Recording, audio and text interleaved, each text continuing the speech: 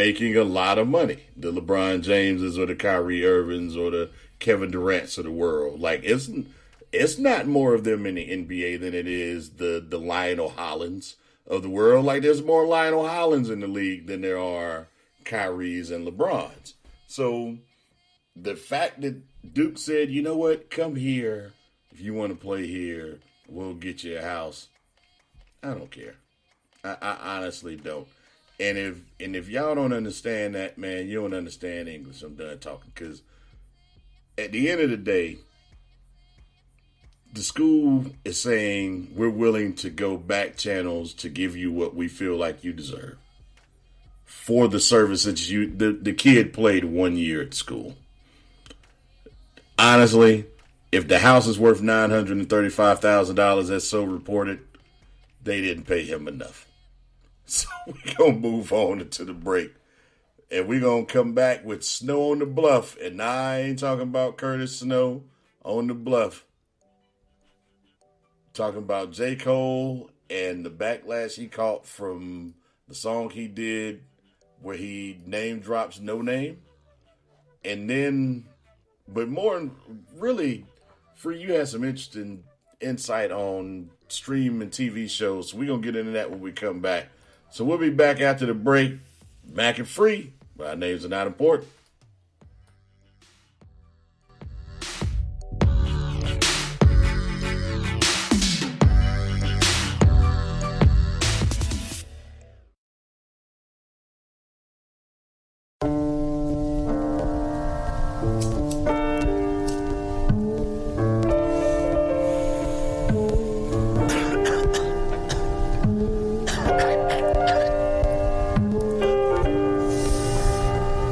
Facts.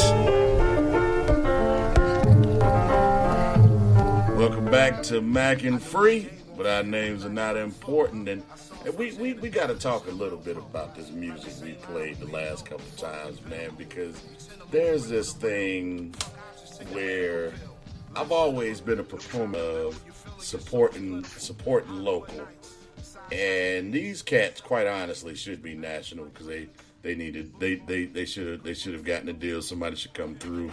But they've got some of the dopest music, man, and that's Ilpo right out of Greensboro, North Carolina. And when you get this kind of quality music, and you don't just get it out of them, when you get this kind of quality music, you got to hang on to that as much as you can. And, you know, somebody found a group like that out of Durham called Little Brother, and they held on to it. But we don't hold on to it here enough, and we need to do more of that. But speaking of doing more of that in local music, let's talk about J. Cole and Snow on the Bluff. So J. Cole dropped a album that many deemed to be a diss record. Free, have you heard? Hopefully you've heard it at this point. Yeah, I heard it. I listened to it, and I've come to this conclusion. And I want to tell Sister No Name and all them, y'all need to stop being overly sensitive. Oh my God, yeah, y'all real sensitive about this one.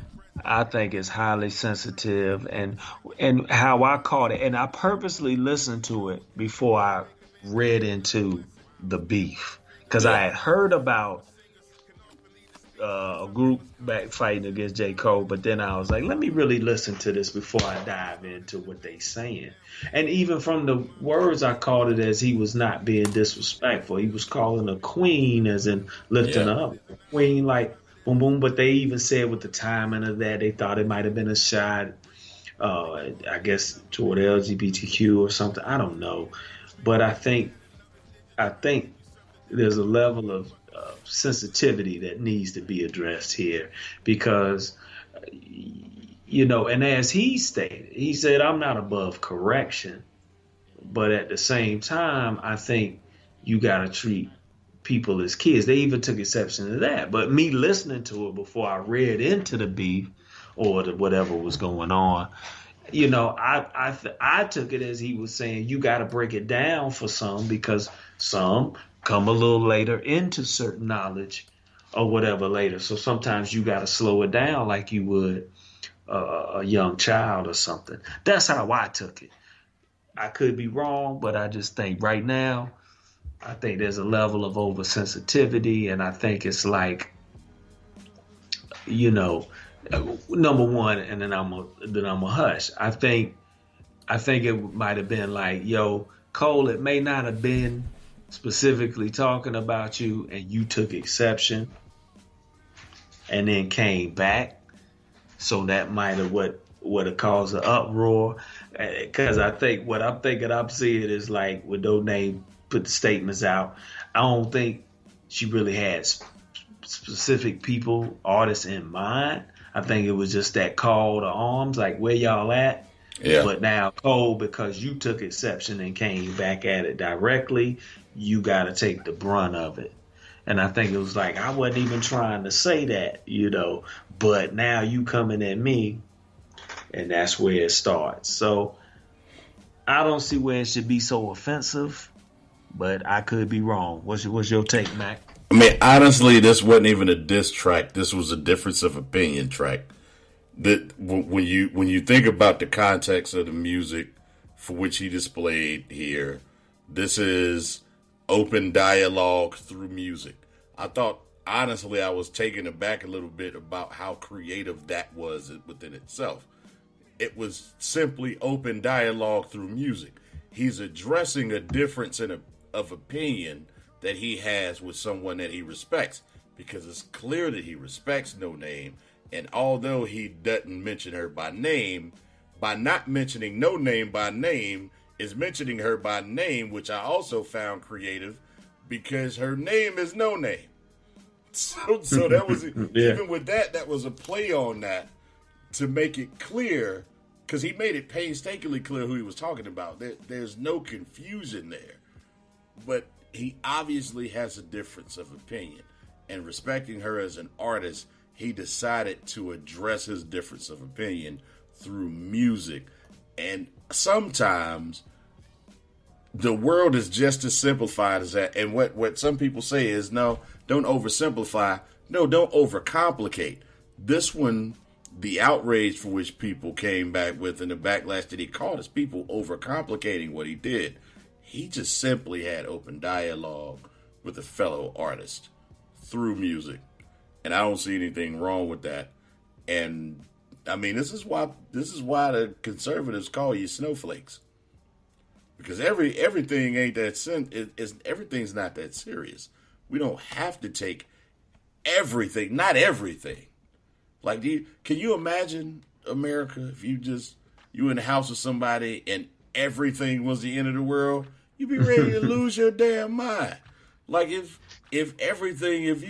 you walk in and you drop an ice cube on the floor, and the person who you live with is like, oh Lord, it's like, man, by the 10th time they do that in a day, you're gonna be ready to throw that person out of a window. That's how you look right now. Like we're ready to throw you out of a window, because, and let me go ahead and hit it one time.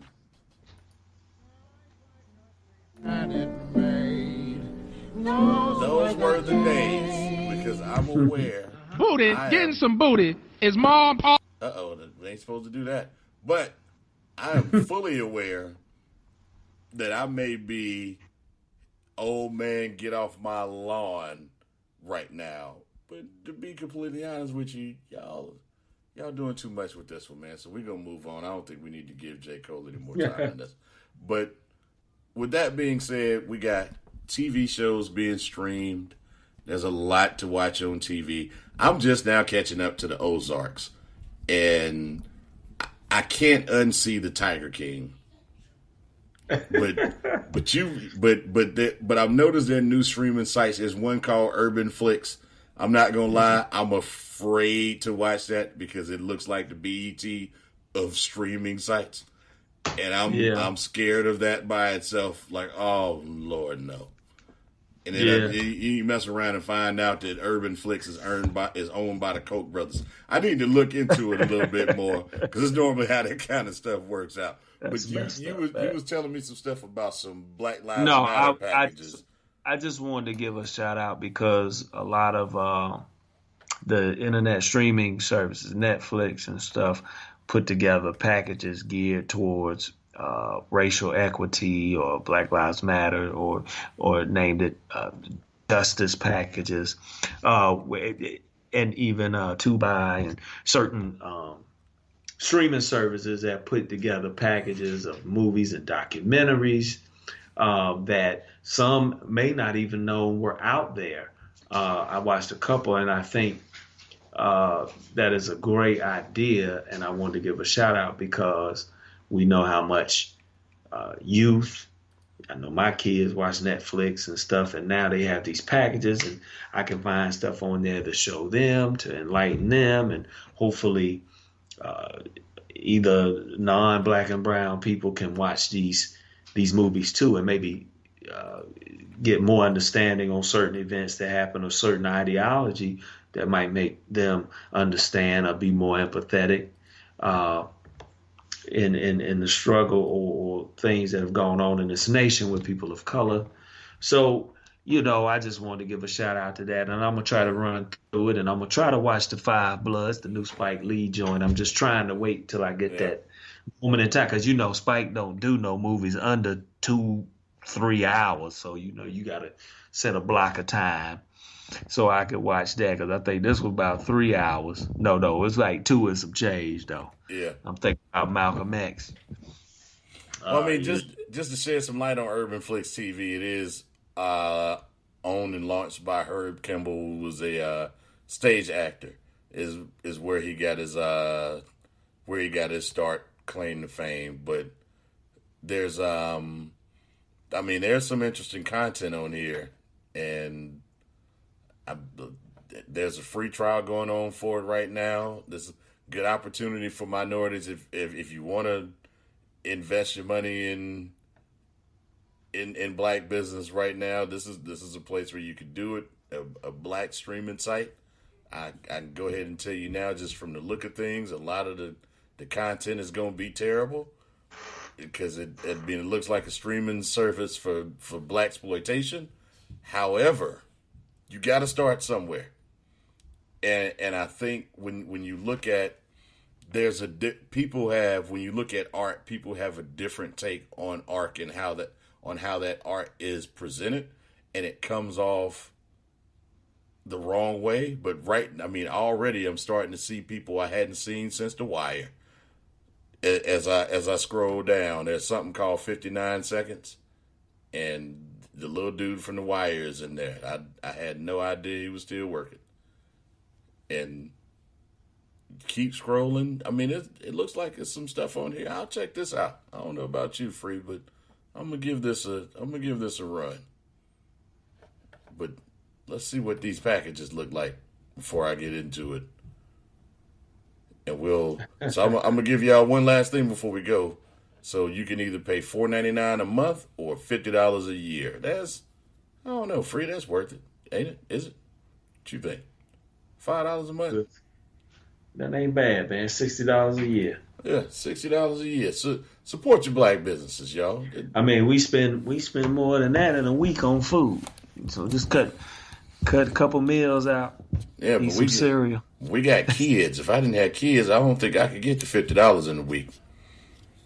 Starve them out, man. Starve them out. I can't do that. Then I'll be considered a cult. No, you won't. You just tell them. You just teach them the benefits of fasting. Just tell them theirs is involuntary. Yeah, exactly. They be like, people call, they'd be like, he's starving his children. No, I'm not. They eat very well, unfortunately. That's why I'm broke. Eating a little too well. With that being said, hey man, y'all take care of each other out there in them streets. No doubt. Be safe. Wear your mask. Make sure you listen to us on Tuesdays at 8 o'clock. This was a little different, but we're going to get back to it, man. And again, we out because you can't catch Gone. Peace. A lot of artificial niggas.